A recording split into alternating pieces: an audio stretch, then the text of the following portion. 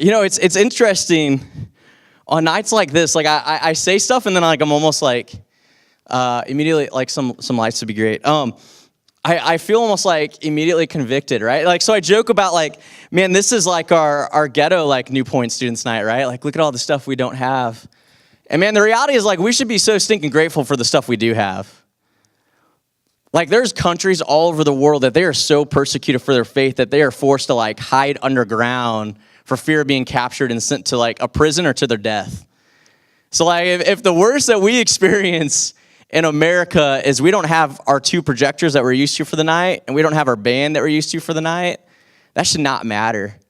Like, no matter what, we should be excited because we get an opportunity to come and learn more about a God that loves us so much that he pursued us to such an extent that he died for us. And I think everything else is just like details. And it's cool to get excited about like 4 in the air, which is awesome. It's cool to get excited about the stuff that we have, but like, man, the reason that we're here is for Jesus, and we believe that like Jesus can really change some things around us. That he can change like our family, and he can change our world, and he can change our friends, and he can change our schools, and he can change our generations, and that's why we're here. So anyway, so those of you guys that don't know me or just met me today, because I know there's some new people, my name is Wes. I'm one of the teaching pastors here. And man, I'm excited you guys can make it out tonight. I know it's like a crazy night, right? Like, any moment, we might just start seeing some like crazy storms going on. In fact, they told me before I got up here that if the power goes out, what we are to do is like all turn on our phones so that the flashlights are on and we can see and then go into that middle room. So for some crazy reason, we lose power tonight. Nobody freak out. Everybody just turn on their phones, turn on the flashlight, and we'll just mosey our way down to that center thing. But man, that's kind of the night, right? It's kind of fun. But anyway, so we're doing this glow series, right? We're doing this idea of light in the darkness. And I was preparing for it. I had a message for it, and I kind of threw it out. I kind of just got rid of it. We'll jump back into glow next week. But I think what happened a couple weeks ago when all the pastors, when we went to Los Angeles, and we went to this prayer thing, like I wasn't joking last week when I said like God really jacked us up a little bit. And I feel like we need to be in a spot like as a youth ministry where like we can flow with like what God wants from us. And so there's a story that I read this last week. I mean, I've read it a million times before, but for some reason it just really stuck with me. And we actually read it in our life group, and I just can't get it out of my head. And I think that there's some people in here that God needs you to hear this. Like Jesus wants you to hear this. So it's John 4. So if you have your Bibles, go ahead and turn there. If you have your app on your phone, go ahead and turn there. Otherwise, it'll be behind me. I might move out of the way so you guys can actually like read the words that are up there when they go up there. I'm not 100% sure. Can you see it with my head? No? Not as much? Okay. But we'll be in John 4. And so this is the, you know what? Let's just go into it. Let's just go into the story. So John 4, verse 46. And this is what it says. It says, so this is Jesus, right? So he came again to Cana in Galilee where he had made the water into wine. And at Capernaum, there was an official whose son was ill. And it says, when this man heard that Jesus had come from Judea to Galilee, he went after him and asked him to come down and to heal his son, for he was at the point of death. And so Jesus said to him, unless you see signs and wonders, you will not believe. But the official said to him, sir, come down, my child will die. And Jesus said to him, go, and your son will live. And the man believed the words that Jesus spoke to him, and he went on his way. As he was going down, his servant met him and told him that his son was healed. And so he asked him the hour when he began to get better, and they said to him, yesterday at the 7th hour, the fever left him. And the father knew that was the exact hour when Jesus had said to him, your son will live. And he himself believed, in all of his household. And so this is the point with that story. This is the thing that keeps getting me with that story when I keep reading it. So I want you to imagine this situation. Imagine you're this official, right? And all of a sudden your son has become sick. Can you imagine that? Like imagine you're older and you have a kid. How much that would mean to you, right? That'd be a big deal, right? You feel like your son's gonna die, and so he searches after Jesus. And he rushes to Jesus and he says, Jesus, Jesus, heal my son. Now, what does this official believe? What does he believe about Jesus? He believes that Jesus can heal.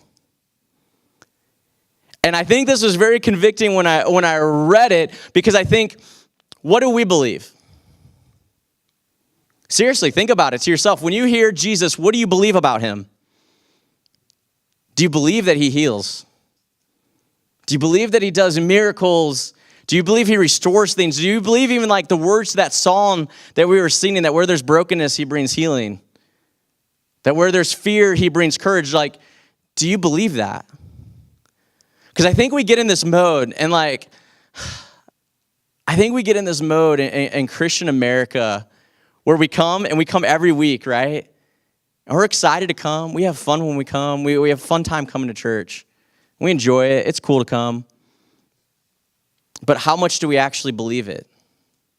Is it something that we really live out? Is it something that when we hear Jesus, we go, yeah, he's the one that heals. He's the one that saves. He's the one that restores. Or is he just someone that you talk about, but you don't really know if you believe the words that he says? What do we believe? And I imagine if we were in that position, right, if it was our son, what would be the first thing that we would run to? Would it be the hospital? Would it be medicine? Would it be to run to Facebook so that people know what's going on and people can say nice comments? Like, what would be the thing that we would find comfort in? What would be the thing that we would run to? What would be the thing that we believe in? And I think if we're honest with ourselves, if we were in that position, I'm not sure that a lot of us, our first thought would be Jesus. At least not in that way. Our first thought might be Jesus isn't like, I need to pray, or I need to have others pray. But would our first thought really be that Jesus is going to heal him? Because this is like the extreme that this guy takes it to, right? Like, imagine this. Imagine this guy has like days left with his son. His son has come down with this crazy fever, and he's going to die. He's got days left with him. This city is about 15 miles away. So if you think of the time period, it's about a day's journey. So he's given up about a day of being with his son in pursuit of Jesus to heal him. Tell me he doesn't believe with everything in him that Jesus is going to heal him. He 100% believes it. And I was thinking about this, man. I was thinking about this like even in my own life. Like, how much do I believe what Jesus says is true? If that was me and that was my son, I'm not sure. I'm just being honest. I'm not sure that my very first thought would be, hey, Chelsea, we need to like pray for our son and we need to believe God's going to heal him. I think my first thought would be to rush to an emergency room. And I begin to think about this, and I begin to think, man, in this guy's life, he takes this idea of Jesus and what he says so seriously that he puts it all on the line. And he says, it's Jesus or nothing. What do we believe? And I think this is interesting. So in the next verse, in verse 48, so he goes to him in verse 48, and Jesus said to him, unless you see signs and wonders, you will not believe. So here he comes and he begs Jesus. He says, Jesus, save my son, man. Like, I don't know what's going on. I don't know what's happening with him. He's come down with this fever, but I need you to save him. I need you to heal him. And Jesus looks at him, and Jesus' response is very interesting. He says, you'll need to see signs and wonders. And I thought about that for a long time. Like, what is Jesus' thought process here? Why does he say, like, you need to see something? And I think the reality is that for many of us, in order to believe, we need to see. And this is what I mean by that. I think something happens, just human nature, it's something built within us that we feel like we need to see progress before we truly believe. Man, I need to see God do something in my grandma that has cancer. I need to see it start to go away before I start to pray harder, before I really start to put my faith into it. I need to see something really start to happen in my friends. I need to see something really start to happen in my family. I need to see the mending begin before I'm really going to put everything I have into it to pray for it to be. I need to see it. And I think in all reality, like, and I'm not joking with you guys, when I went to this like thing in LA a couple weeks ago, like I saw healings in front of my eyes. You can ask my wife, I'm pretty cynical when it comes to that kind of stuff. And I saw it, and I knew that it was real. I knew that it was true. And if I'm real honest, I think I lived a large portion of my Christian walk saying, I need to see it before I truly believe it. And I think that's something that's built within us. And here's this man. He didn't need to see it. He just believed it. Jesus looks at him and says, you need to see sign and wonders. And what is his response? He says, you need to see sign and wonders or else you won't believe. And the official said to him, sir, come down before my child dies. The guy's response is, no, you need to do this. You need to go right now. I don't need to see it. I just need you to leave and go heal him. He doesn't need to see him go heal someone else before he's like, okay, come heal my son. He doesn't need to see him like heal another person's son before he shoots from his house and tries to come and find him. He goes on that faith. He's based on that faith, and he travels to go see Jesus. The guy believes without seeing. And this is the crazy thing. And Jesus said, go to your son and he will live. And the man believed the words that Jesus spoke to him and went on his way. The man believed his words. Do we believe the words of Jesus? Like for real, do we? Or is it something that like we hear a verse and we're like, that's pretty cool. Maybe I'll write that down somewhere. Maybe it'll stick with me. Or do we honestly believe it when we hear it? Because this man, there's something inside of him that he believes it when he hears it. He believes it with everything, and it says that he went on his way. And it says this, as he was going down, so as he's going down to his city, his servants met him and told him that his son was recovering. So he asked them the hour when he began to get better, and they said to him, yesterday at the 7th hour, the fever left him. And the father knew that that was the moment when Jesus said to him, your son will live. Now, I want you to get this. I want you to put this in your head. Here's these two cities. They're 15 miles apart, right? 7th hour is about 1 o'clock in the day, about 1 o'clock in the afternoon. So here's Jesus and this guy, and they're having this conversation, and he says, you need to heal my son. And Jesus says, go, and your son will live. And so the man goes, and about halfway, he's met with his servant who says, your son's recovering. And they realize that at the exact moment that Jesus said, go and your son will live, his son recovers. Now, what that means is this man went back to his son fully believing that his son was healed before he saw the miracle. That miracle was on the way long before he saw it. Before he saw any proof of it, before he heard any news of it, that miracle had already occurred. But this man was leaving in faith as if it had happened, as if he had saw it. And this is one of the things I want you guys to hear tonight, and I think there's people in here that need to hear this, is I think that there are miracles in your life. I think there are healings in your life that are on the way. You just haven't seen them yet. I think God already has miracles in place for things that are broken in your lives, for things that are going on in your homes, for things that are going on with your friends, for things that are going on in school. I think there's already healing on the way. You just don't see it yet. But you need to be like this official. You need to be like him, and you need to turn and you need to go towards it as if it's already happened, as if the healing has already taken place, because we don't need to always see it. And I think that's where we get messed up. We say, I need to see it, and then I'll believe it. And this guy did the exact opposite. He said, I believe it, and then I'll see it. He believed with everything he had, and he left knowing that one day he was going to see that miracle. And I think that needs to be us. We need to prepare as if it's going to actually happen. We were talking in life group, and it reminded me of this story that I heard. Any of you guys ever seen the movie Facing the Giants? Any of you guys ever seen that? It's a pretty sweet movie. But there's this part in the movie where the head coach is talking to the pastor, and he's like, man, I feel like I'm just not making the dent that I should in this high school. I feel like it's just not working the way that it should. I just don't know what to do. I've prayed about it. I've prayed about the situation, and I just don't see anything happening. And he tells this story. He tells this story of these two farmers. And he says there's two farmers that they were stuck in a drought, right? And they desperately needed the rains to come. They desperately needed it to come because they needed to feed their families. And they both went and they prayed to God. And the first farmer, he went and he prayed to God. He said, God, I need rain for my family. I need rain for my fields. I need to be able to provide for them. I need the rains to come so that I can have food to survive. And he went back into his house and called it a day. And the second farmer went and he prayed and he said, God, I need rain for my fields.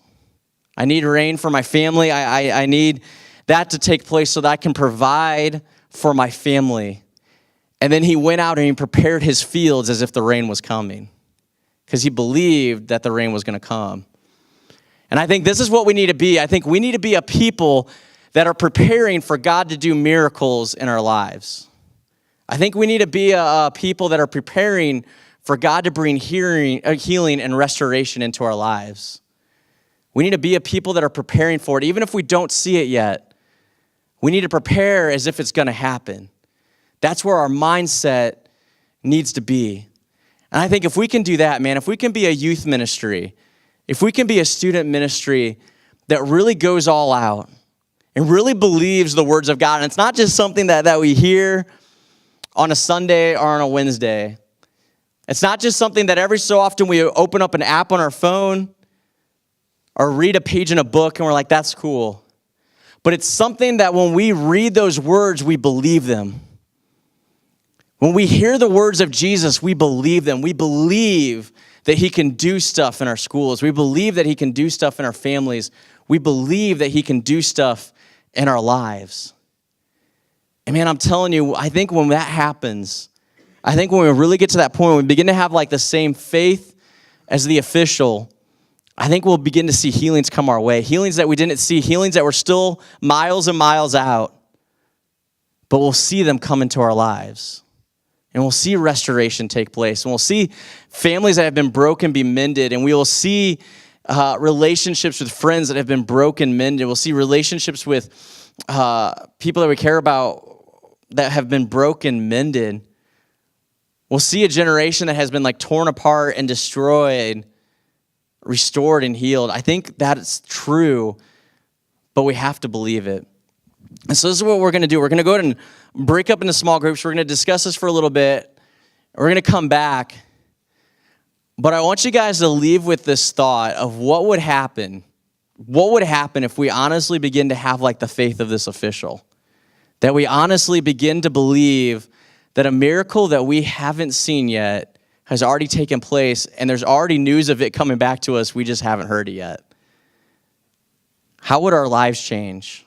What would our lives look like? What would our faith look like if we live that way? So this is the thing that really probably convicted me the most about this story.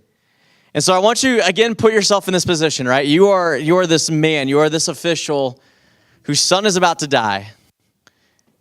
You don't know how long you have, but you know you're literally down the days. This fever is about ready to kill your son. Your first reaction is, I believe the words of Jesus, and you go and you search after him. You take aside that maybe one of your last days with your son in pursuit of the miracle that Jesus has for you. You go and you find Jesus and you have this conversation with him and he says, go and your son will be healed. You find out at the exact moment that he said that, your son was healed. This has got to be a crazy moment for you in your life, right? And it says this is how the story ends. This is absolutely beautiful. He says, and he himself believed, and all of his household. Because of what he believed, his entire household believed. Now again, put yourself in that spot. If you're this man and you look at your wife and you say, hey, I know my son's got days to live, but I got to go pursue Jesus. I got to go talk to him because I believe that he will bring him healing. Do you think there's some tension there between him and his wife? I bet you there's a moment, right? I bet you there's a moment where she's like, you're off your stinking lid. Like, no way. Like, why would you not spend time with your son? There had to be like a weird moment there, right? There had to be some tension. There had to be like some things that he had to go against because he knew in his gut what Jesus was about to do. But because of his faith, his entire household believed. This is the thing, guys, and I truly believe this if you hear this. I truly believe this. You guys are going to have friends that are going to come to Christ because of your faith. You're going to have family members that are going to come to Christ because of your faith.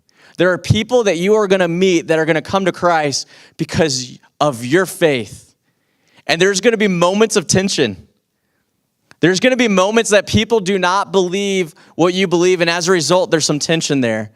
And they think maybe you're a little bit crazy. Maybe you're a little bit off your rocker for possibly believing that this Jesus guy can really do things, and he really can heal, and he can really restore, and he can really save. But in the end, because of your faith, the household around you will believe. For me, that's amazing. For me, like, that's something to hold on to realize, like, if we have faith to believe like this man, right? And it's like, it's a crazy kind of faith because it's kind of faith that puts everything on the line. When you have the kind of faith to put everything on the line, when you have the kind of faith to say, I don't care how crazy this looks.